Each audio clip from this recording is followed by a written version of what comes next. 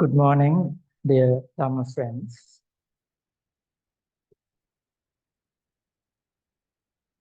It's indeed very happy. I'm very happy to see all of you gathered here in the Metta the servants of the Buddha Association.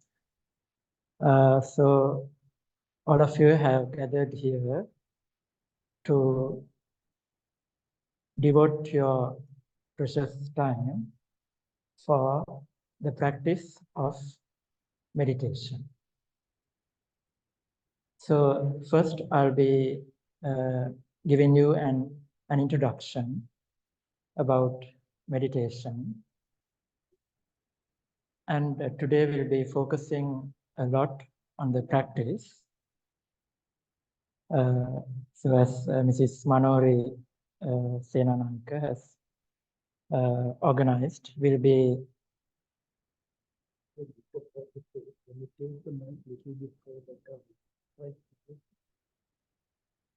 we'll be using the time in the morning for the practice. I hope you can hear me. So it also includes standing and walking meditation. So of course we are not going to lie down the 4 postures. But if you feel, you can even, but feel free. But I think according to the space, we cannot do all the things. So as time permits, and also according to your capabilities, we'll be practicing meditation. So mainly, I would say it's just here and now. You might have heard already. Now, when we hear the word meditation, one may tend to think, one who doesn't know much about meditation, probably, might tend to think, he or she might imagine a person seated in a cross-legged posture. That's all about meditation. Is that correct? Yeah. But as you are quite aware, you know that that is not really meditation. But a person may tend to imagine, when we hear the word meditation, it's all about being seated and it's very boring, something like that. But in the contrary, it's not really boring. You'll come to know when you practice. So only when you practice, you know the value of meditation.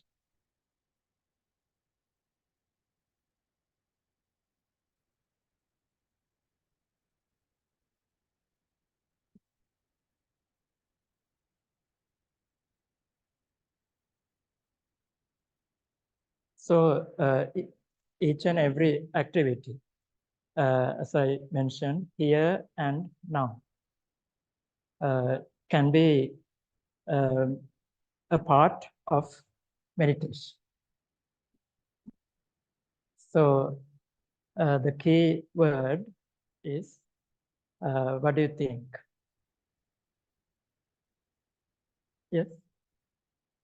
The key word about meditation, about even the Dhamma. Can you guess? Present moment, yeah, it's something to do with the present moment. I think I heard the word sati, perhaps. So it's mindfulness or sati. So being mindful here and now. So it's I think it's too simple, right?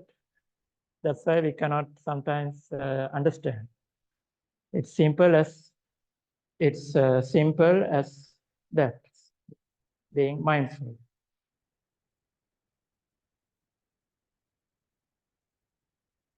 So just here and now, being mindful here and now. So we might begin to think when we are in meditation. So it's natural. The Buddha says, Durangama, that's in Pali language. So it travels far. Ekacharang, it's like alone, like in a cave.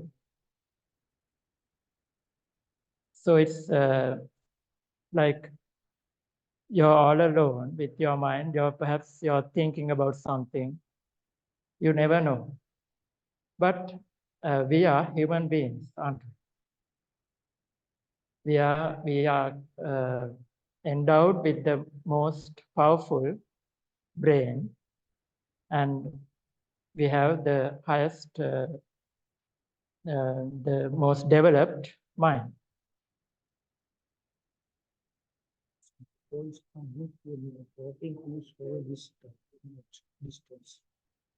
So we are, can you hear me now?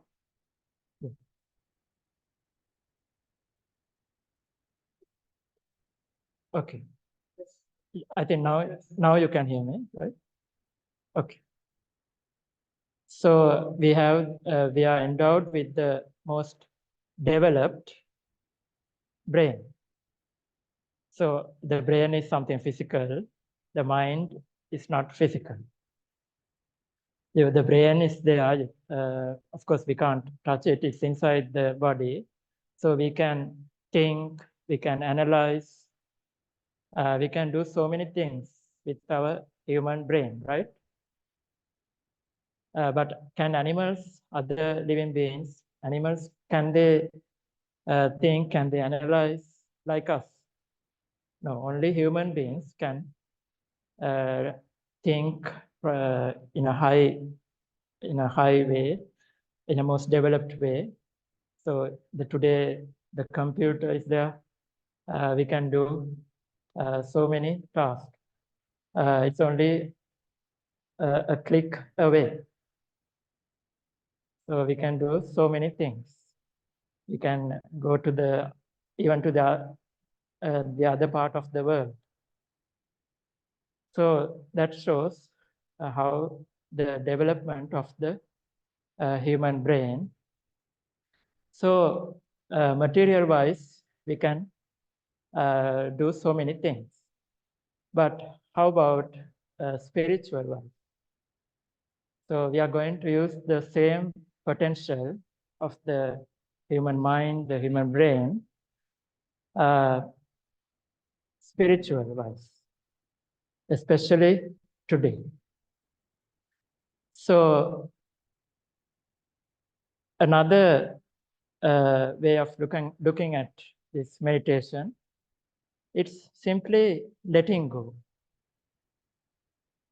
You let go. Now you have left all your attachments at home.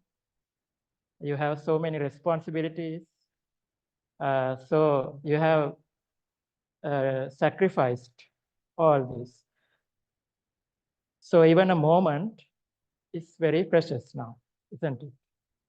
Because you have sacrificed all your responsibilities at home and other activities. So we are going to use, as I mentioned earlier, we are going to use the same potential of the human brain for the development of the mind. Of course, it doesn't happen suddenly. Just like a fruit falls down, we say in Sinhala, gahen gediyak patanawa gene. We say like that. That means just a fruit might fall down from the tree suddenly, but the development of the human mind doesn't happen instantly. So we need a lot of patience. So we have to devote this time to be mindful. So only when we practice, we can be aware. We can also we'll be able to observe the mind.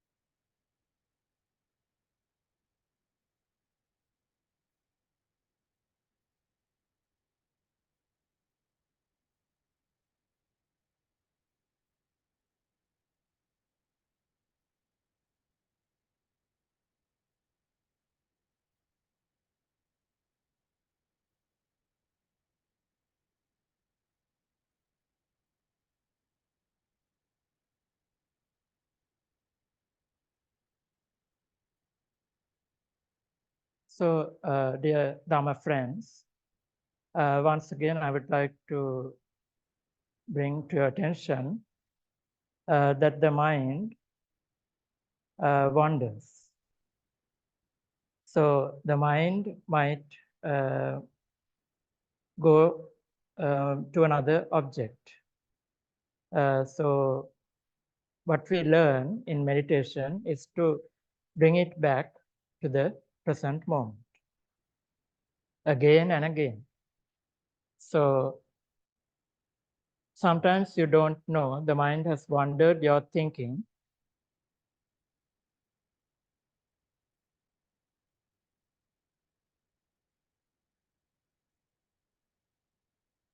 You're thinking about something. Sometimes you don't know your mind has wandered. So when that happens, but you become aware, sometimes you don't know it's your thinking. You're not even aware that you're meditating now. You're just thinking about something else, something that happened in the past or something that will happen in the future. But what does the Buddha teach us? What does the Buddha teach us?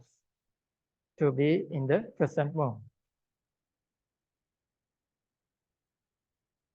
So as much as possible, we need to be in the present moment.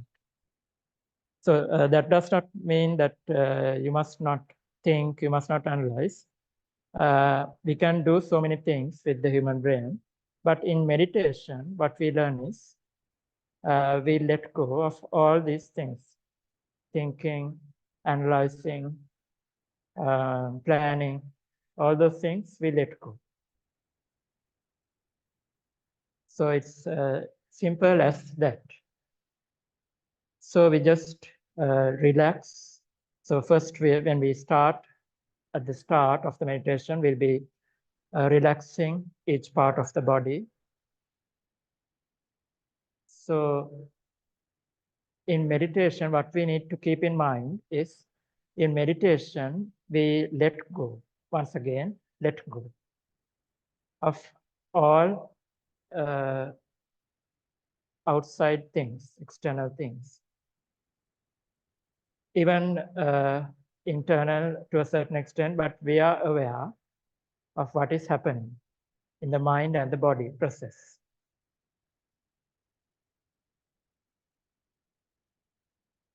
So what you need to keep in mind is this is not something complicated. As I said, it's very simple. So because if you think it's complicated, then it will be more complicated. So you have to think it's very simple. Very simple. Imagine you're in the middle of a forest. You hear the birds chirping, the flow of the river. So it's simple everywhere. Simple things happening in nature.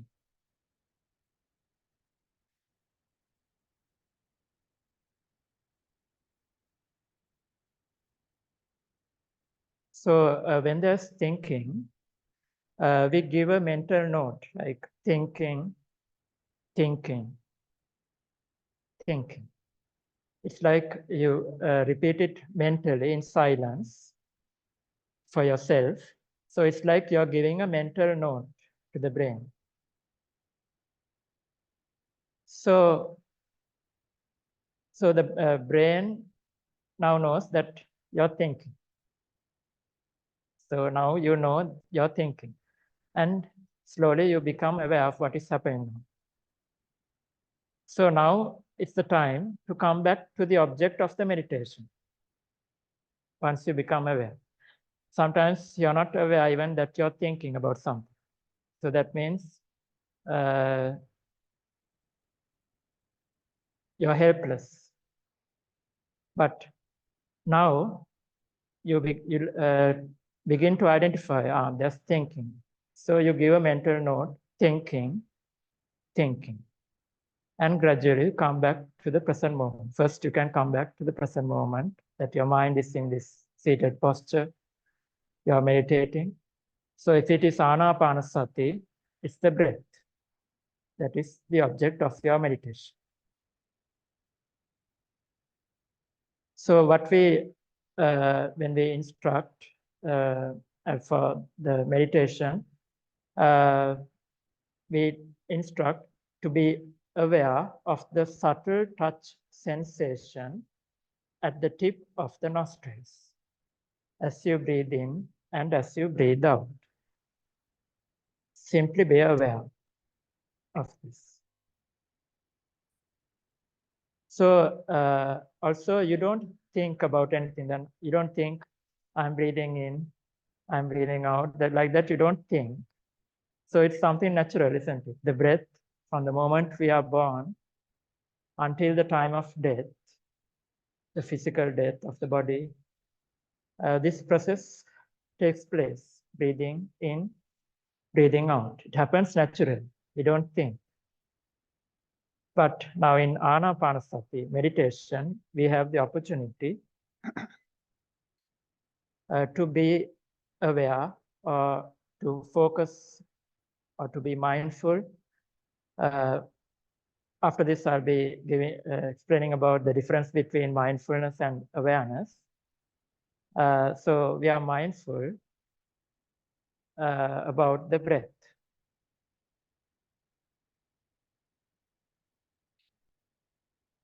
So let it happen naturally. We don't intentionally breathe. We may perform an action intentionally with a good thought. It can happen in the bad way also, intentionally doing something bad. So this meditation, we don't think. So that's something important you need to keep in mind. If there's a beginner here for meditation, we don't think. So we just observe what is happening, what is already happening.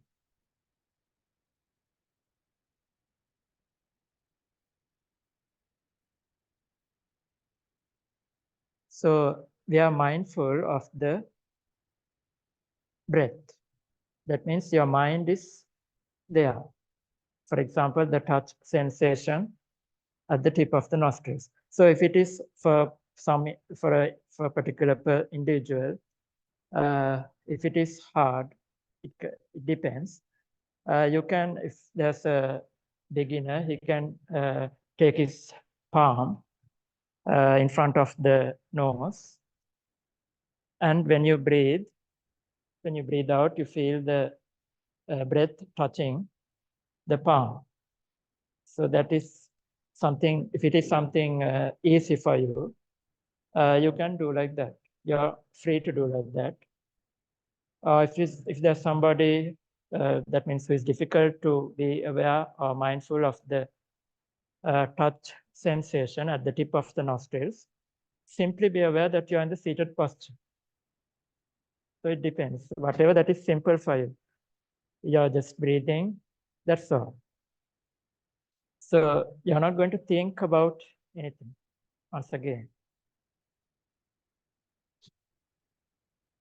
So mindfulness is now, for example, if you're in the seated posture, your mind is there. Your the thighs or the legs are touching the seat on which you are seated. Then the feet touching the ground. So your mind is there in your posture. So awareness means what happens unintentionally. Now, intentionally, you become mindful. Awareness means whatever that happens, passes, arises and passes. You become aware. That means you're mindful about them. You're aware. Can you hear me? Okay. Okay. So you're aware of what is happening. For example, if something happen inside your body. Okay, it can be digestion of the food or drink. Then some pain arising in the body. So you're aware. Now I am observing this. So that is awareness. Okay. So I hope now you have got a brief idea about what meditation is all about. So in a simple way, you can keep in your mind, it's simply mindfulness and letting go. So those are the two key words you need to keep in mind. You're going to forget, if you say in other words, you're going to forget all other things. So that does not mean you're going to forget, you will forget them. Once you come back to the ordinary life, it will come perhaps in a more better way. You'll be able to face them. That is actually what happens. So you will learn through your own experience. So, but now we are going to devote this time. So that's why we have taken I think, about half of the day for this practice, because we know the value of the practice of meditation. So we are going to, we must not think that we have a lot of time. Even this instant is very valuable. So because if we don't make use of this instant, then it will affect all other instances. So because so many instances collected becomes a minute, an hour, and so on, a day, like that. So each instant is very valuable, precious. Okay, now gradually we'll come to the practice of meditation. So we'll be mainly practicing anapanasati, that is meditation on the breath, in and out breath. So, but if there's somebody who prefers to practice another kind of meditation, it's okay. But what I'll be guiding you on is mainly anapanasati. So if possible, you can even that person who wants to practice another meditation, it doesn't matter. You can focus on the breath, because it is something very simple, the breath. So also we'll be practicing meditation, metta, Maitriya Bhavana, meditation on loving kindness. And also at the beginning, it's called Chatura Rakshava, that is the 4 protective meditations, that is for protection. Chatu means 4, Araksha, protection, 4 ways of protection. Buddhanusati, that is meditation on the virtues of the Buddha. Buddhanusati, Mettanusati is meditation on loving kindness. Asubhanusati is meditation on the loathsome or repulsive nature of the body. So I'll be explaining gradually, perhaps in the meditation, during the course of the meditation. And Marananusati, that is meditation on the universal phenomenon, death. Okay, so after that only we'll be gradually coming to the practice on the breath, anapanasati. So first of all, we'll be relaxing each part of the body. So I'll be showing you how to relax your body. It's very simple. So I'll be saying 3 times relaxing or relax. So then now first we'll be starting, we can start from the chest. So when I say relax, you can relax. If there's any tense in the chest, in the muscles of the chest, you can relax. Then second time when I say relax, then first time you're breathing, slowly breathing in. And now straight away you don't exhale, you don't send out the breath. You, for a moment, you hold the breath. So then second time when I say relax, while holding the breath, you're continuing to relax the chest. And slowly, third time when I say relax only, you're slowly breathing out. So like that, gradually we'll be relaxing each part of the body.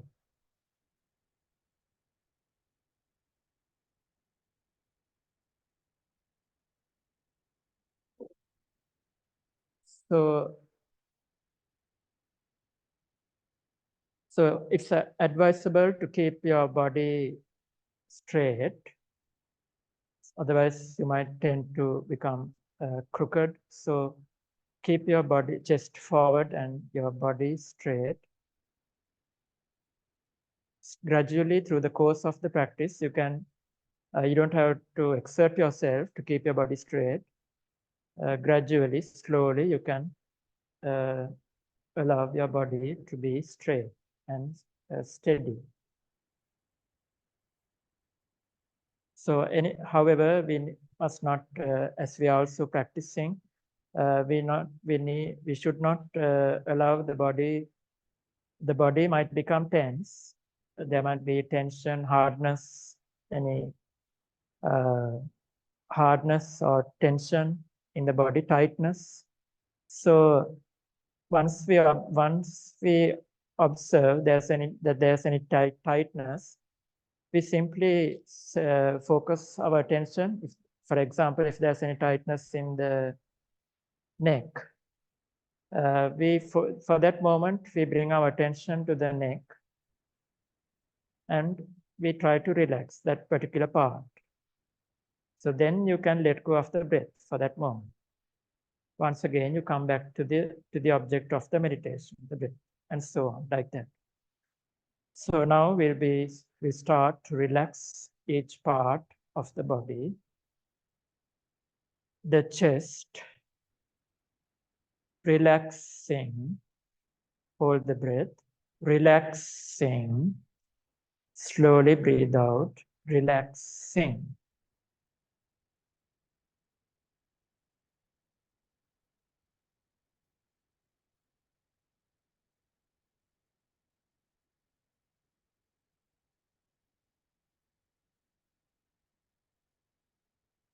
The neck, relaxing, relaxing, relaxing. The face, relaxing, relaxing, relaxing. The head, relaxing, relaxing, relaxing.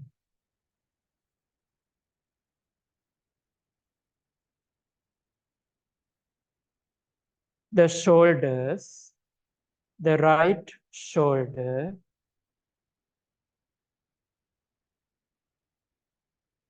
relaxing, relaxing, relaxing. The left shoulder,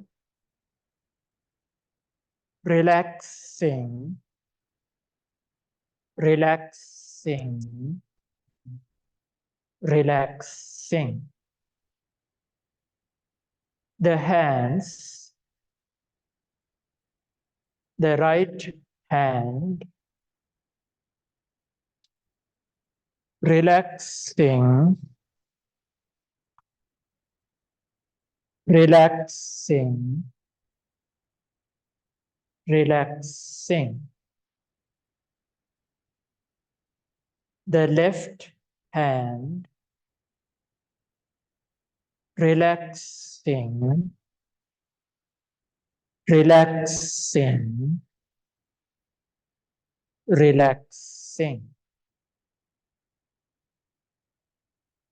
The abdomen or the stomach, relaxing, relaxing, relaxing. The legs, the right leg, relaxing, relaxing, relaxing. The left leg, relaxing, relaxing, relaxing. The feet, the right foot, relaxing, relaxing, relaxing. The left foot, relaxing, relaxing, relaxing. Once again, from the bottom to the top of the body, the feet, the right foot, relaxing, relaxing, relaxing. The left foot, relaxing, relaxing, relaxing.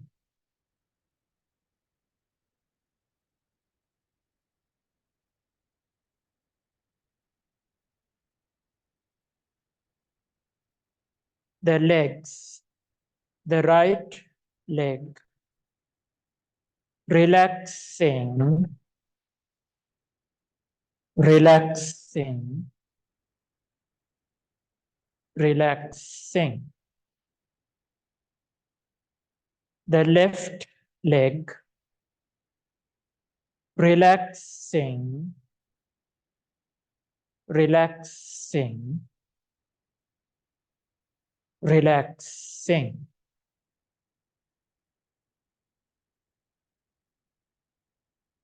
The abdomen, relaxing, relaxing,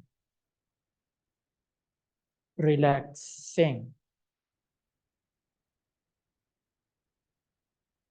The hands, the right hand, relaxing, relaxing, relaxing.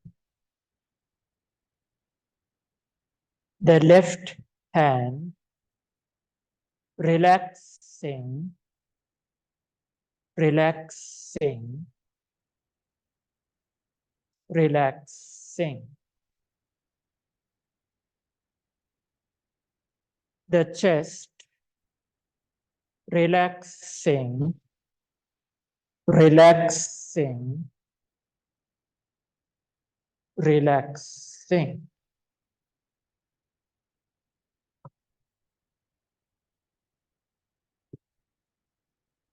Now let us reflect over the virtues of the Buddha, the enlightened one. The awakened one, the Buddha, abandoned all kinds of evil.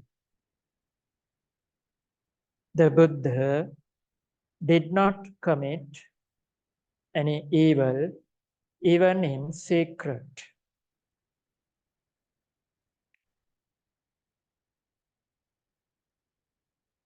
The Enlightened One destroyed all the vices, that is, the mental defilements, keles or kilesa.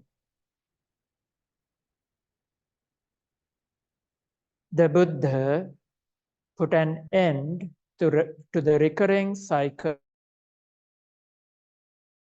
of births and deaths, that is samsara.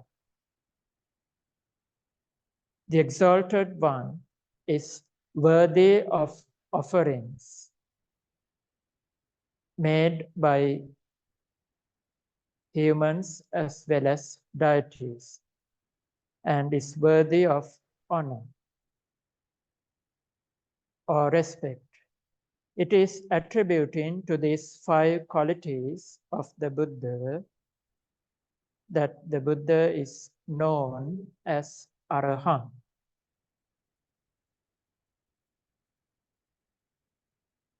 Once again, the Buddha abandoned all kinds of evil. The Awakened One did not commit any evil, even in secret.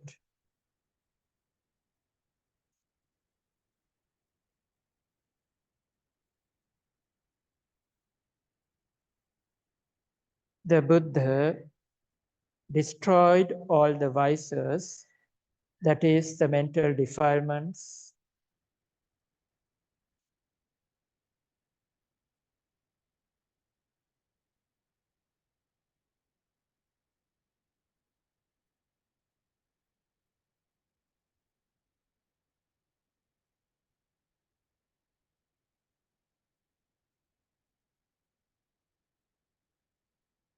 the Buddha put an end to the recurring cycle of births and deaths, that is samsara.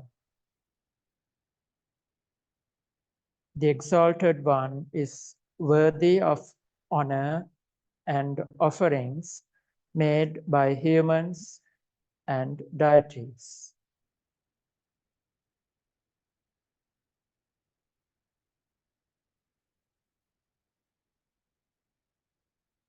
The Buddha is also known as Samma Sambuddha. That is because the Buddha realized the Four Noble Truths or attained enlightenment through his own genuine efforts and taught mankind what he himself realized out of great compassion, Mahakaruna. So that's why the Buddha is called Samma Sambuddha.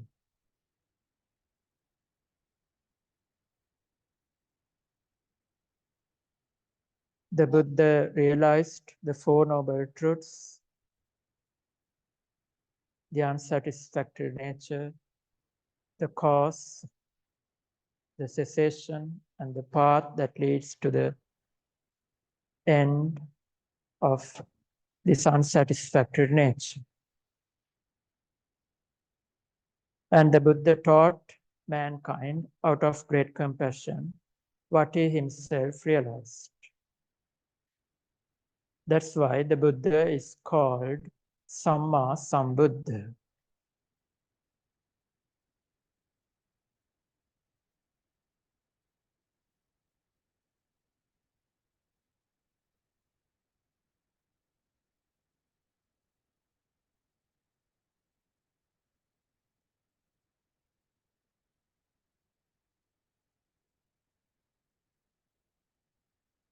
Now let us bring our attention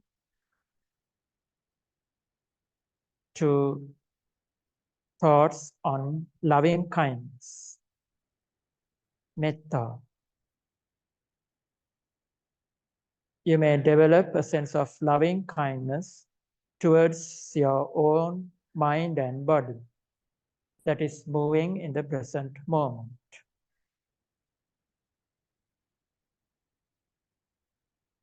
May I be peaceful, well, and happy.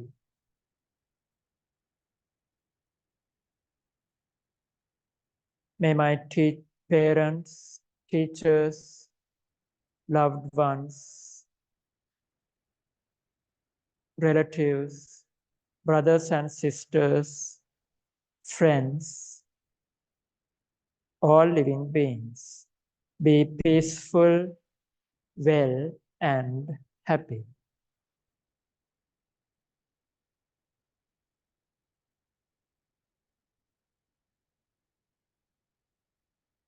Now let us bring our attention to the loathsome or repulsive nature of our own body. This body, it looks something pleasant or beautiful, something attractive when looked from outside. But the truth is, inside this body, there are parts which are repulsive, or in other words, not clean or dirty by their very nature. So the Buddha teaches mainly there are 32 parts which are repulsive by nature. So we are simply going to take one or two of those, simply just to recall, to bring to call upon to our mind that this body is not something, it's not something made out of gold, something attractive, something unpleasant.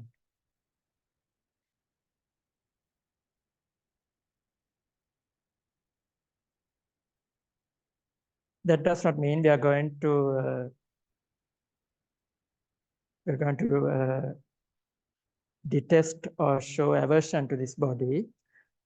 So I'll be explaining about that perhaps after the meditation. So now simply follow what I say. So imagine there's a coil of hair in your palm.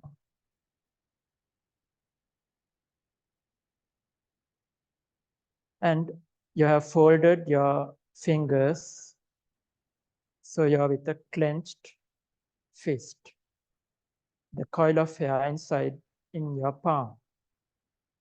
So just imagine this coil of hair is black, gray, or white in color. So this hair is made out of the impurities of the body.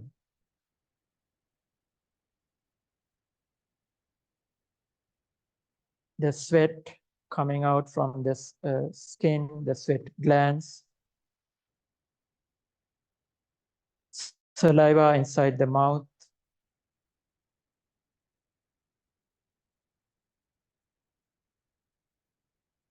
phlegm, then there's blood,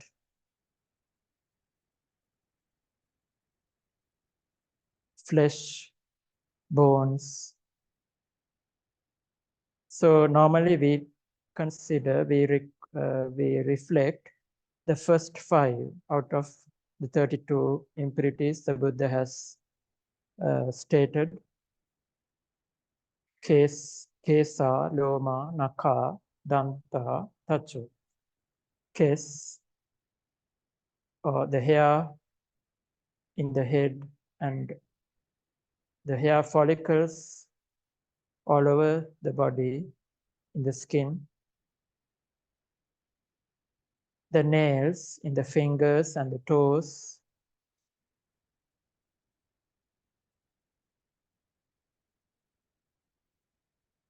The teeth inside the mouth, and the skin covering the entire body.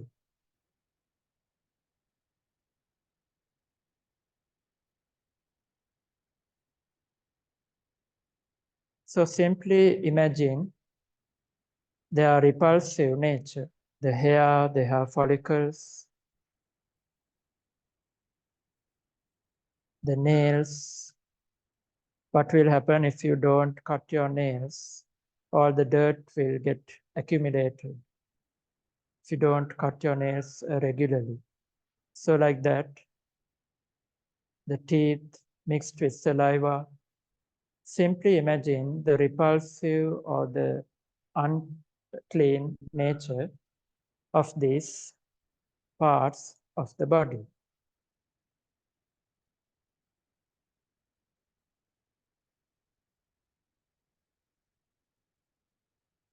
Now let us bring our attention to the universal phenomenon, death.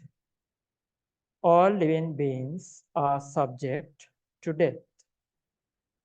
So do I. I am also subject to death. I am not exempt from it. It happens to me as well. First, you can call upon to your mind someone who is close to you, who passed away recently or some time ago.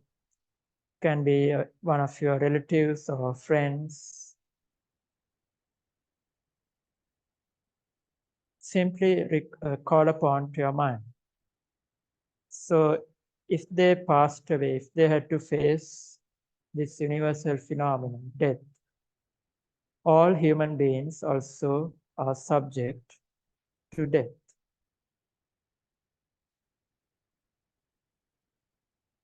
It applies to me as well. I am also subject to death. All other animals also are subject to death.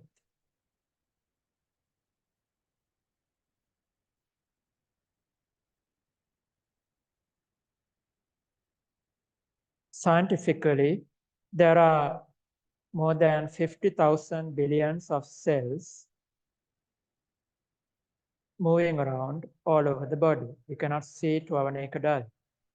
Only through a microscope we can see these cells being created and destroyed every fraction of a second, instantaneously. So what we remove as dirt when we have a wash, what we remove as dirt when we have a bath or a wash, what we remove as dirt, those are the dead cells at the surface of the skin. New cells are being created the subsequent moment, the next moment, instantaneously.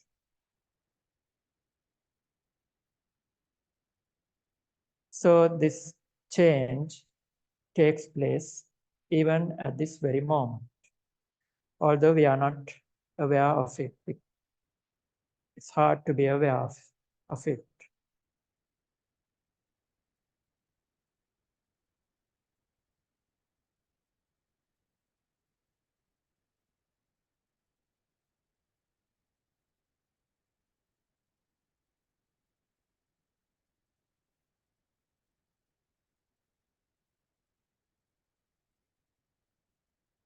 Life is uncertain. Death is certain.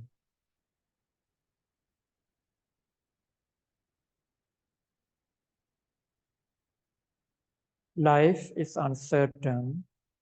Death is certain. Life is uncertain. Death is certain.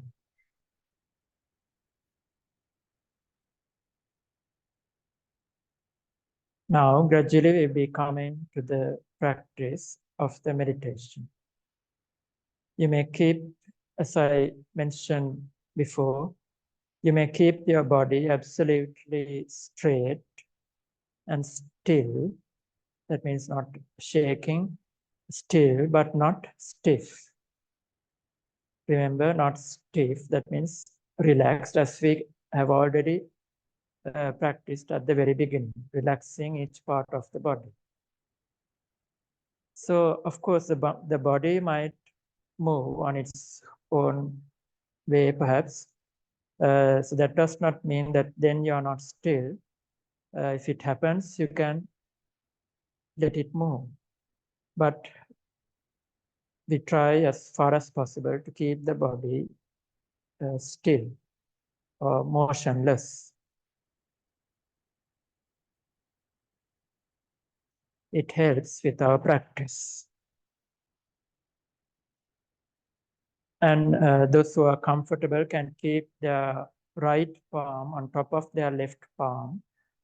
Either you can keep like that, or you can keep the palms on your lap, the way it is comfortable for you.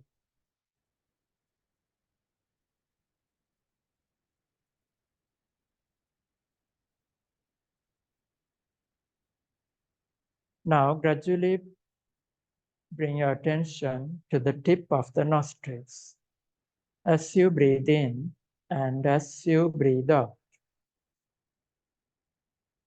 Be aware of the subtle touch sensation at the tip of the nostrils as you breathe in and as you breathe out. Now, remember, you're not going to think about anything. Even the Dhamma, you're not going to think now. For example, now we are not going to think about the difference between mindfulness and awareness right now. Even that we are not thinking, simply being aware.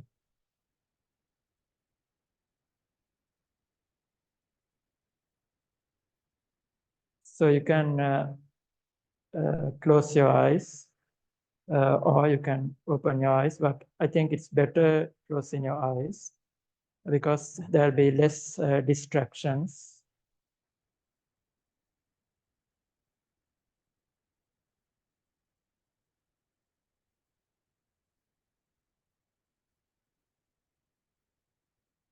Simply observing whatever that happens in your mind and body.